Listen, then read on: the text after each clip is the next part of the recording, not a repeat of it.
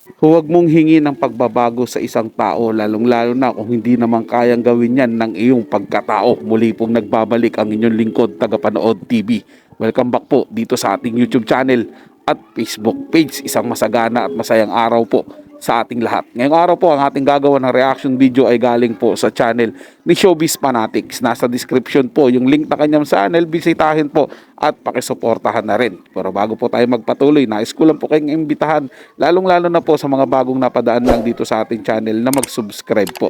Hit na rin notification bell para lagi pong ma-update sa mga bago pang video nating ilalabas. So simulan na po natin ang ating reaction video sa araw na to, mga tagapanood. Let's do this! Matapos pagtulungan si Vice President Sara Duterte, ama nitong si dating Pangulong Rodrigo Duterte at AFP, maging ang 32 million people na bumoto sa DepEd Secretary, kikilos na para protektahan ang nag-iisang Vice Presidente ng bansa.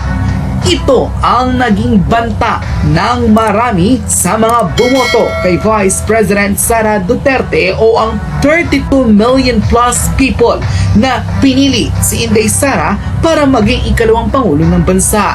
Tila marami sa kanila ang hindi na mananahimik pa at umalma na sa naging pagkikipagtulungan ng ilan sa mga di umunay kaalyado ni Martin Romualdez sa ilang miyembro ng Makabayan Bloc para siraan ang imahe di umano ni Vice President Sara Duterte.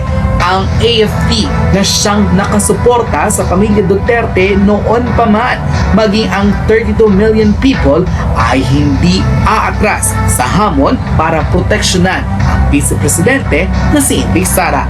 Na itong full report na umani ng iba't ibang reaksyon sa mga social media.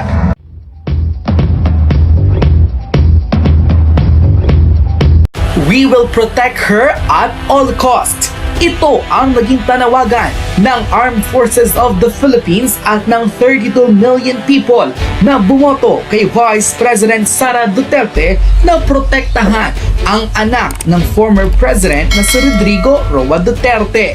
Hindi raw lingid sa kalaman ng marami sa mga mamamayan na ilang araw, linggo at halos buwan ng tinitira at pinagtutulungan ang former alcalde ng Davao patungkol sa confidential fund na hinihingi nito para sa opisina ng OVP at ng DepEd.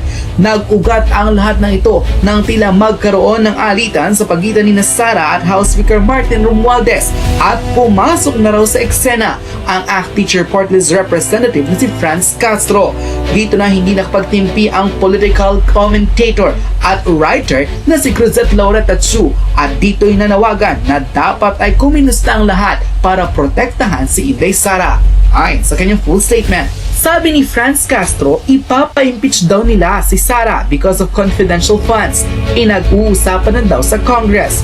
She's confident because I know this has been discussed and they already have the numbers. Mga tanga, yung confidential fund ni Sara ibinigay sa kanya at approve yan ng Office of the President. Garapalang pamumulitika na. Pag pina-impeach nyo si Sara, tapos di kasama si PBBM, sa ipapa-impeach nyo, anong tawag doon? Garapala na tayong niloloko ng mga traidor nating mga lawmakers na sweldado lang natin tapos di tayo magre-reklamo? Nako, yan po yung wag nyong gagawin. Subukan kalabahanin si VP Sara. Marami po kayong makakabangga dyan. Sana po ako dyan, mga tagapanood. Dahil ako makarang election po, yan po yung binoto ko, yung tandem na yan. Si BBM at saka si VP Sara. At ako po yung naniniwala sa kagalingan nila. Masyado lang po nilang pinupolitika ang confidential fund ni VP Sara Duterte. Dahil alam naman po natin na yung confidential pa na yan ay ginagamit po o gagamitin niya po yan para po matukoy, matuldukan na yung talamakang recruitment ng mga makakaliwang grupo sa mga kabataan na nauuwi po sa hindi maayos na kalagayan. Ng iba po ay nadadala nila sa kabundukan at tuluyan ng humahawak ng armas. Kawawa po yung mga magulang na nagpaaral dyan. Kawawa din po yung kinabukasan ng mga kabataan dyan. Yan po yung mahigpit nilang tinututulan ngayon eh. Di ba po mga tagapanood? At marami din pong hindi sang-ayon na si Sara Duterte ang namumuno sa DepEd. Bakit di kanyo? Kasi malalahad na po at malalaman na po yung totoo about sa martial law, mga tagapanood, kung ano po talaga ang tunay na nangyari sa martial law at ano po talaga ang katotohanan dyan sa martial law, mga tagapanood, at sino po ba talaga ang taksil sa ating bayan at sino po ba ang tunay na diktador. Yan po yung kinakatakutan dyan nila, mga tagapanood, na lumabas ang katotohanan. Basta mga dilawan at mga kaluwang grupo po yan, kasama na po ang Pinklawan, takot na takot po yan sila, mga tagapanood, dahil tuluyan na po silang mawawala sa eksena. At isa pa po dyan, mga tagapanood, napakalakas po ng laban ni BP Sara para sa susunod na maging pangulo po ng ating bansa. At pinagsasabong po nila ngayon yung mga Marcos at saka Duterte, na gaya nga po na sinabi ko sa nakaraang reaction video ko patungkol po kay BP Sara, ay malabo pong mangyari yan dahil matagal na po magkaibigan ang mga Marcos at Duterte. Hindi ko lang po maintindihan dito, bakit po itong si Romualdez kung tutuusin, kamag-anak po ito ng mga Marcos, at alam niya naman po na kaibigan ng mga Marcos ang mga Duterte. Hindi ko po alam sa kanya kung nagpapasikat, nagpapalapad ng papel para sabihin po na inaalmahan niya po yung mga tawag nitong katiwalian sa ating bansa, at tingin niya po parang katiwalian yung ginagawa po ni BP Sara sa kanyang confidential fund. Gayong binigay po o sinang-ayunan po yan ng ating presidente na kamag-anak po nito ni Romualdez. Di po ba, mga tagapanood? Impeaching Sara is an insult to the 32,208,417 people who voted for her to be there as VP. Ninyo, you know how many votes ACT Teacher got in 2022? As of May 13, 326,087. You know how many votes Martin Romualdez got become a congressman in Leyte? 181,480 votes only. Katangahan na yang hahayaan natin na yung congressman na di naman umabot ang 1 milyong tao na may gusto sa kanila, siyang makikialam sa gusto natin. Sara has garnered the highest votes in history.